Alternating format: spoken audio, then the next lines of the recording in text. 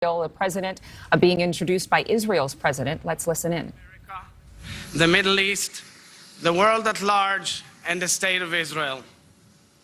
This historic visit reflects the deep partnership our nations share, a partnership rooted in our shared commitment to democracy, justice and freedom, tolerance, security, and peace. The State of Israel, in which you have just arrived, is a successful, innovative nation which contributes to Tikkun Olam, healing the world, through science and medicine, water and food technology, climate innovation, and so much more. Mr. President, you have been a true friend, Yedid Emet, and staunch supporter of Israel and the Jewish people, of our security and well-being your entire life. In this visit, you will discuss the security challenges emanating directly from Iran and its proxies, threatening Israel and its neighbors and endangering our region. Your first trip here in 1973 was just a few weeks before a terrible war broke out. Today, winds of peace are blowing from North Africa across the Mediterranean to the Gulf. This trip, Mr. President, is your journey of peace from Israel to Saudi Arabia, from the Holy Land to the Hijaz. I hope and pray it will help advance a regional vision of prosperity, integration, peace and security for our entire region. So, dear friend, Baruch haba, welcome to Israel and welcome home. שמר יעבור לדום, משמר דום, שמר יעבור לנוח, מות נוח. דבר ראש ממשלת ישראל, מר יאיר לפיד. The Prime Minister of Israel, Yair Lapid, will deliver his welcoming remarks. Mr. President, this is both a historic visit and a deeply personal one. It is historic because it expresses the unbreakable bond between our countries, our commitment to shared values, democracy, freedom, and the right of the Jewish people to a state of their own. And it is a very personal visit because your relationship with Israel has always been very personal. You once defined yourself as a Zionist. You said that you don't have to be a Jew in order to be a Zionist. And you were right. And in your case, a great Zionist and one of the best friends Israel has ever known. You have not been here for a few years, so in the next couple of days, you will see how Israel has grown and developed. You will see the strength and smartness of the Israeli army, the creativity of the startup nation, the diversity of the Israeli society. Israel is a country that brings together the past, the present, and the future. Just moments ago, your plane, Air Force One, flew over where King Saul searched for his father's donkeys, above King David's rooftop, above the palm tree that Deborah, the prophet, sat under. You also flew over a world-leading high-tech industry, over agriculture that is helping improve food security around the globe, above universities and research institutes where Israeli scientists, including Nobel Prize winners, are leading groundbreaking research. During your visit, we will discuss matters of national security.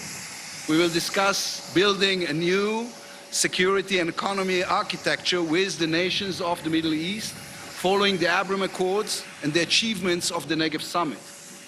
And we will discuss the need to renew a strong global coalition that will stop the Iranian nuclear program. There will be time for all of that. Right now, we are simply happy to see you, Mr. President. The simple, genuine joy brought by seeing a good friend once again. Mr. President, Baruch haba, welcome to Israel. משמר יעבור לדום, משמר דום. משמר יעבור לנוח, מות נוח. גבירותיי ורבותיי, אני מתכבד להזמין את אורחנו המכובד, נשיא ארצות הברית, מר ג'וזף R. ביידן ג'וניור. Ladies and gentlemen, the Honorable Joseph R. Biden Jr., the President of the United States of America. President Herzog, Mr. Prime Minister Lapid, it's an honor to once again stand with friends and visit the independent Jewish state of Israel. President Nixon was the first American president to visit Israel in 1974. My first visit was, as you mentioned, as a young United States Senator from Delaware in 1973, just a few weeks before the Yom Kippur War. I had the privilege of spending time with Prime Minister Golda Meir. I'll never forget, I was sitting next to a gentleman on my right when there were aides. His name was Rabin. I look back on it all now, and I realized that I had the great honor of living part of the great history of this great, and I did say, and I say again, you need not be a Jew to be a Zionist. The fact is that since then, I've known every single prime minister, and it's been an honor. Formed strong working relations with each of them. And now, this is my 10th visit. Every chance to return to this great country, where the ancient roots of the Jewish people date back to biblical times, is a blessing. Because the connection between the Israeli people and the American people is bone deep. It's bone deep. Generation after generation, that connection grows. We invest in each other. We dream together. We're part of what has always been the objective we both had. I've been part of that as a senator, as a vice president, and quite frankly, before that, having been raised by a righteous Christian, who we had dinner at our table every night before he went back to work. And it was a place where we had conversation and incidentally ate. And I remember he taught us all about what happened in the Holocaust. Why weren't the tracks bombed? Why did we not? Why? And he imbued in us a sense of obligation that we all have. And now as president, I'm proud to say that our relationship with the state of Israel is deeper and stronger, in my view, than it's ever been. And with this visit, we're strengthening our connections even further. We have reaffirmed the unshakable commitment of the United States to Israel's security, including partnering with Israel on the most cutting-edge defense systems in the world. From here, I'm going straight to a briefing on Israeli missiles and rocket defense capabilities, including the U.S. support for the Iron Dome and Israel's new laser-enabled system called the Iron Beam. We're going to deepen our connections in science and innovation and work to address global challenges through the new strategic high-level dialogue on technology. We'll continue to advance Israel's integration into the region, expand emerging forums and engagement like the new I2U2 summit, which will bring Israel, the United States, the UAE together, and India as well, to deepen our economic cooperation between the Middle East and the Indo-Pacific. Greater peace, greater stability, greater connection. It's critical, if I might add, for all the people of the region, which is why we'll discuss my continued support, even though I know it's not in the near term, a two-state solution. That remains, in my view, the best way to ensure the future of equal measure of freedom, prosperity, and democracy for Israelis and Palestinians alike.